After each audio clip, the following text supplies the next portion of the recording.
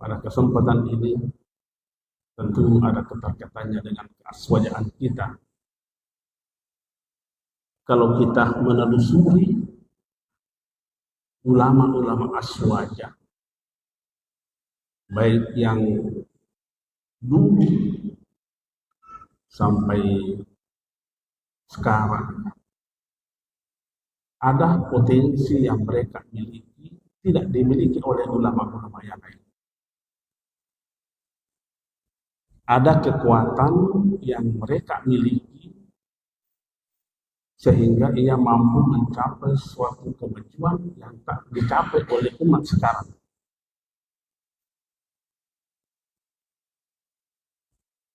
Sekalipun tidak pernah diadakan penelitian, tapi ini kelihatannya ada pergeseran.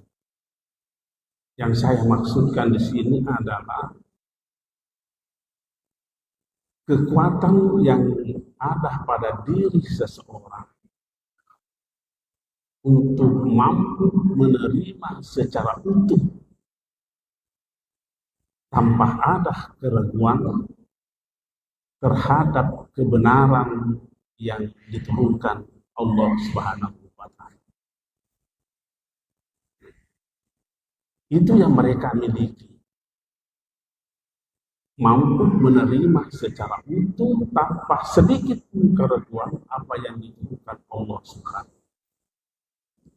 Itu bahasa Al-Qur'annya adalah yakin. Beda dengan iman.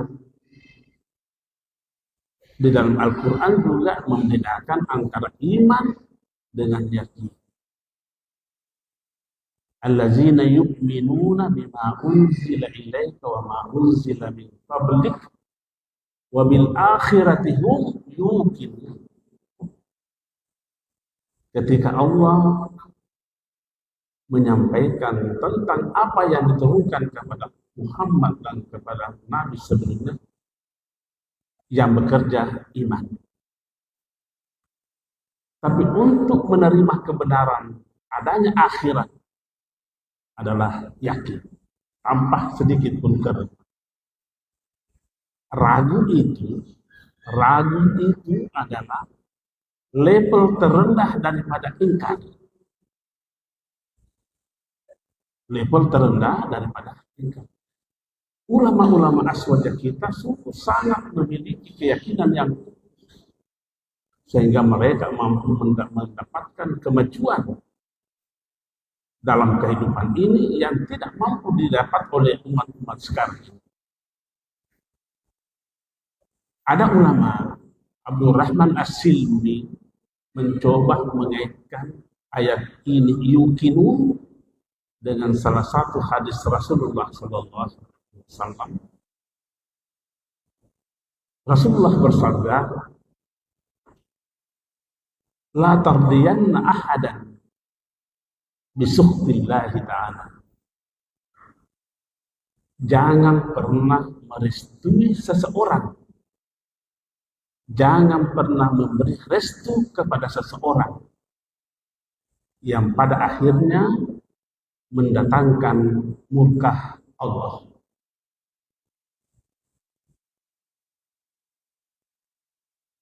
Biasanya kalau kita memberi restu kepada seseorang, biasanya kalau kita biasa memuji kepada seseorang, ada harapan-harapan kita yang tergantung di situ.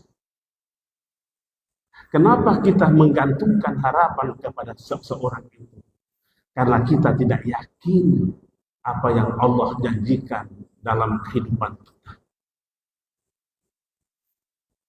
Itu tadi dikatakan, la tardiyanna ahadan bi sukhtillahi ta'ala. Jangan merestui, memberi restu seseorang yang pada akhirnya mendatangkan murka Allah. Sekiranya kita membawa dalam kehidupan nyata kita ini, jangan suka cari-cari muka. Orang yang suka cari-cari muka itu adalah menggantungkan harapannya kepada orang yang tempatnya mencari muka. Ini orang tidak ada keyakinannya. Dan ini pasti orang begini bekerja di luar daripada sistem. Pasti bekerja di luar sistem. Kapan ada orang bekerja di luar daripada sistem, tunggu kemunduran, tunggu kehancuran.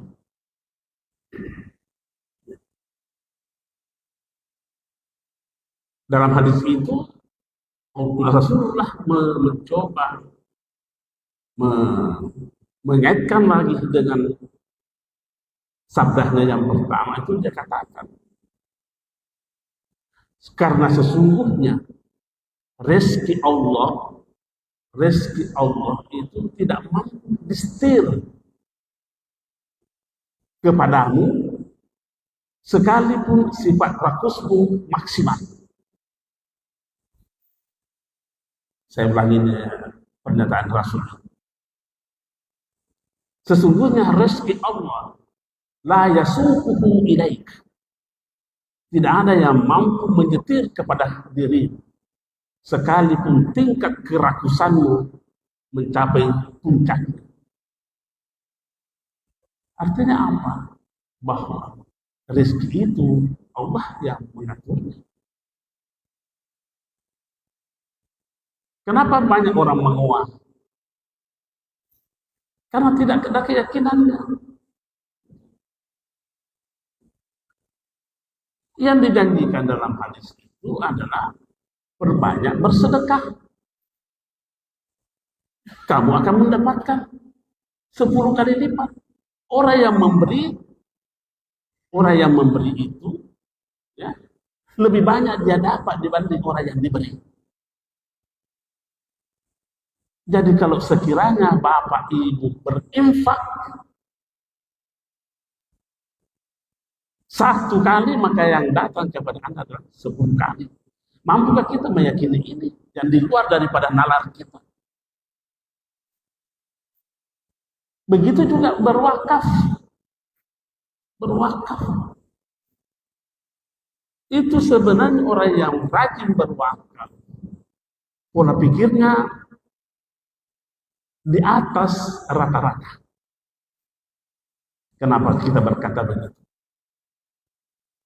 Karena cara berpikirnya orang berwakaf itu yang selalu dia pikirkan bagaimana orang lain selamat dari dirinya. Bukan bagaimana ia menyelamatkan dirinya dari orang lain. Ulama kita mengatakan bahwa orang cara berpikir seperti itu, itulah orang yang mutawadi. Karena Nabi juga mengatakan, al-muslim man salima al-muslimun min lisanihi wa yadihi. Yang dia pikirkan bagaimana orang lain selamat, bagaimana orang lain bisa sejahtera, ya bagaimana orang lain bisa menikmati kehidupan yang layak. Itu cara berpikir yang aswaja yang dimiliki oleh ulama-ulama kita yang terdahulu. Jangan dibalik. Itu kan pada substansi wakaf itu adalah kesejahteraan bersama. Ya. Makanya banyak wakaf-wakaf diadakan. Ada wakaf Umi, ada wakaf Al-Ghazali. Untuk apa diadakan mereka itu wakaf? Karena mereka sudah menikmati, yakin bahwa akan mendatangkan kebaikan. Sekali lagi bahwa sesungguhnya orang yang memberi lebih banyak yang dia dapat dibanding orang yang diberi. Kalau kita mau realisasikan, ya, Pak Ma'arif, contoh, dia bawa 2 ekor ikan bodo.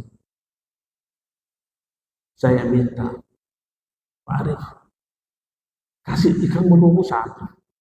Dia kasih saya 1 ekor. Dia kasih saya 1 ekor. Berapa yang saya dapat? 1. Tok. Pak Ma'arif berapa dia dapat? Banyak. Yang pertama dia dapat senangnya hati saya.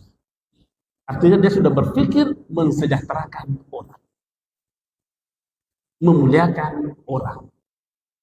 memberi kehidupan yang layak kepada orang. Karena mungkin dia berpikir Islam butuh. Satu.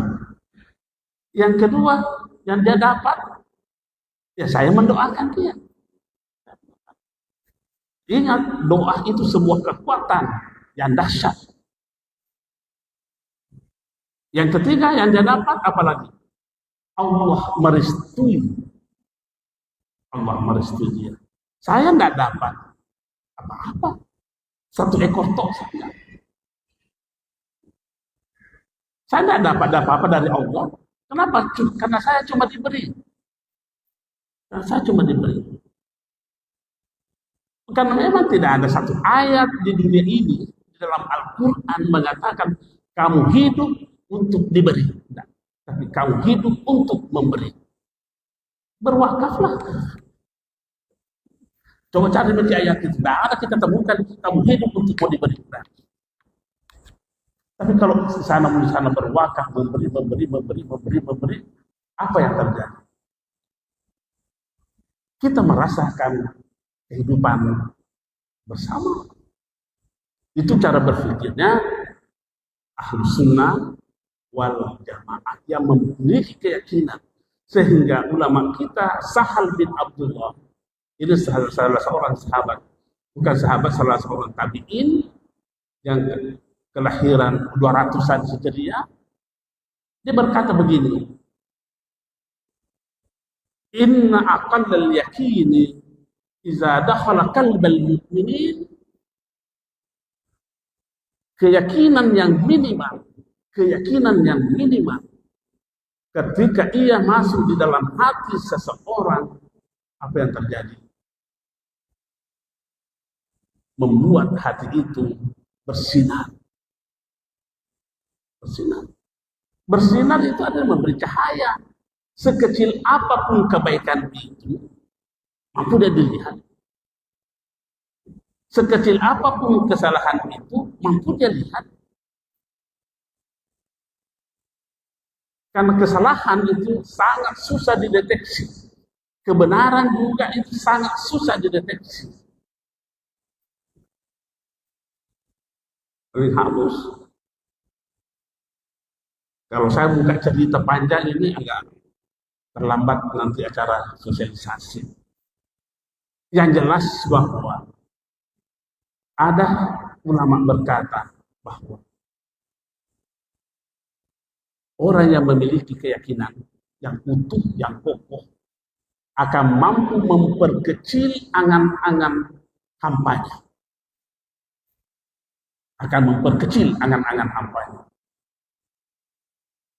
Orang yang mampu memperkecil angan-angan hambanya akan mampu melepaskan dirinya dari atribut-atribut dirinya. Ini kan yang banyak merusak kita ini.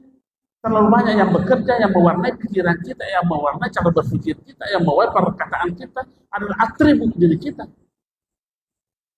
Itu yang banyak mewarnai kita. Kenapa kita tidak menghadirkan atribut-atribut Tuhan dalam beraktivitas? Nah, orang yang mampu membawa dirinya keluar dari atribut-atribut dirinya dalam berbicara, berperilaku, berpikir, ia akan mampu menempatkan dirinya pada posisi orang yang mampu berhikmah. Apa itu berhikmah?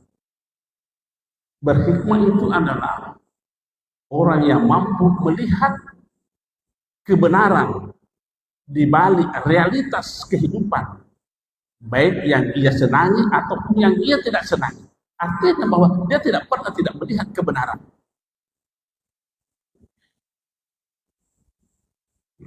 Ketika orang mampu berada pada posisi mampu berhikmah, kata ulama kita, al-hikmatu turisu ad-nadra fil awaqib. Orang yang mampu memiliki kata hikmah, maka ia mampu membaca konsekuensi kehidupan. Tidak ada satu pun yang kita lakukan, sekecil apapun perbuatan kita itu, yang tidak memiliki konsekuensi.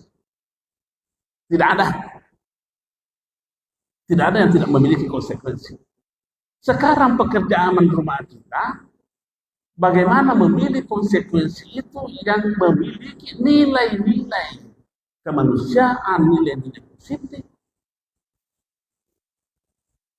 Saya beri contoh. Apa pekerjaan yang paling sederhana? Meludah saja, meludah. Meludah itu, ada orang meludah tutup mulut, kenapa itu? Karena ia mampu memilih konsekuensi yang menjaga kehormatan orang. Batuk saja, batuk, jangan dipandang itu. Itu memiliki konsekuensi. Kenapa ada orang batuk, dia tutup mic dulu batuk? Karena tidak mau menyerang kehormatan orang. Nah, ketika orang itu bekerjanya, berpikirnya, berperilakunya, yang muncul atribut dirinya, yakin, gampang menyerang kehormatan orang. Orang yang menyerang kehormatan orang, tidak ada keyakinan pada dirinya. Sekian dan terima kasih. Wassalamualaikum warahmatullahi wabarakatuh.